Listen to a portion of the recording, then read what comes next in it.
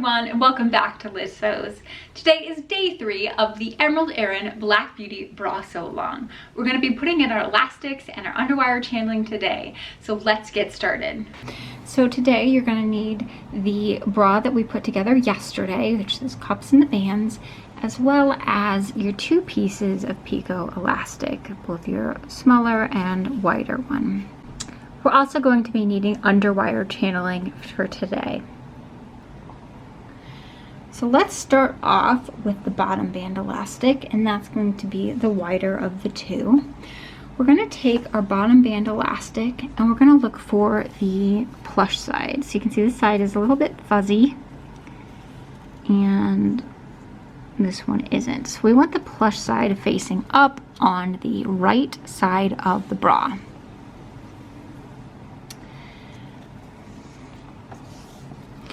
We're also going to want the straight edge of the elastic to align with the edge of the bottom of our bra. We're going to take this over to the machine, lining up those things, and we're going to sew with a zigzag stitch as close as we can to the picot edge.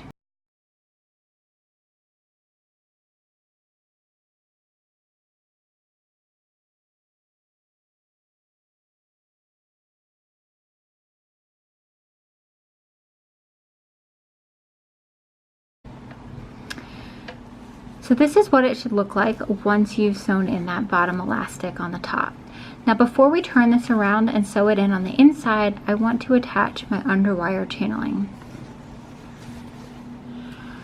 You want to attach your underwire channeling from the inside of the bra just in the seam allowance. So you don't want any stitching that's visible from the top. You're going to take your underwire channeling with the plush side facing up and align it inside of the cup with the edge of the channeling butting up against that stitching line where we attached the cup to the band. We're going to sew the channeling into the seam allowance with a very scant, I don't even think an 1/8 of an inch. I like to move my needle over just to make sure it's really at the edge. But again, we just want to sew it onto the seam allowance and not into the visible part of the bra at all. So let me set this up on the machine and show you what. As you're sewing in the channeling, you want to make sure to stop about 1 inch from the underarm edge. So here's what it looks like once you have that channeling sewn into the seam allowance. So it should look pretty messy on the bottom, but that doesn't matter because we're going to cover it with the channeling. This is also a good time to sort of trim out any bulk, especially in this tip where that power bar attaches. Because there's elastic in the power bar, it can get really bulky right there. So I would trim that down. The last thing that we're going to do on the channeling for now is just close off the ends in the center front. I like to close them off now because it means I don't have any visible stitching lines from the front of the bra. So I'm just going to take this again, working only on the seam allowance, and go back and forth a couple times along the edge of this channeling. So this is what it's going to look like when those are finished, but you see we've not sewn it across the front, so it still has very clean lines there. So now that the channeling is in, we can finish this bottom band elastic. So when we sewed it to the front, we're just going to fold it into the inside. And this time, we're going to sew with a zigzag stitch as close as you can to the straight side of the elastic. Sometimes I'll have an issue where even though I've altered the pattern to accommodate wider elastic, it might be a little bit too wide right at the bottom of the cup. This one looks like it should be okay, but feel free to sort of just trim in ever slightly on that elastic there just to make that fit a little bit easier.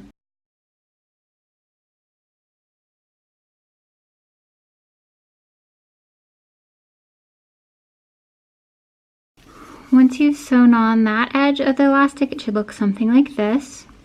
So it's all in this is the inside, and then from the outside, you'll just see that little bit of picot peeking out. The last step we're going to do today is the upper band elastic, which will be your skinnier picot. It's going to be applied in the same way that we did the lower band. So we're going to find our fluffy side. We want the fluffy side facing up. We're going to line it against the straight edge of the bra, and we're going to sew this on with the zigzag stitch close to the picot edge. Once you get to the underarm portion of the bra, so probably from the side seam all the way up to the strap, you want to put just a little bit of tension in it, and that's going to help it curve around the body a little bit better. So this is what it looks like once you've sewn that on the outside. You can see here that I've made sure I didn't catch that underwire channeling and that the cup seam allowance is laying flat. So then we're going to do just like we did for the bottom band, and that's to fold this to the inside and sew it with a zigzag stitch along the straight edge. I really like how this finishes off that strap attachment. I think it looks really sleek to have everything sort of just like end up the right width. So I think that's a really cool part of this pattern. So I'm just going to put this in the machine and do my zigzag stitch.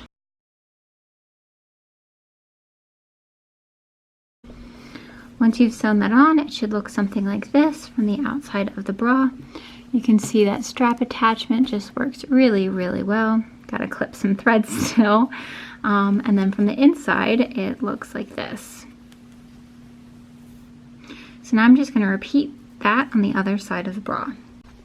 Hopefully you guys have been following along and you have something that looks a little bit like this. From the inside, we've got all of our elastics put in and the channeling is started. That concludes day 3 of the Emerald Erin Black Beauty Bra Sew Along.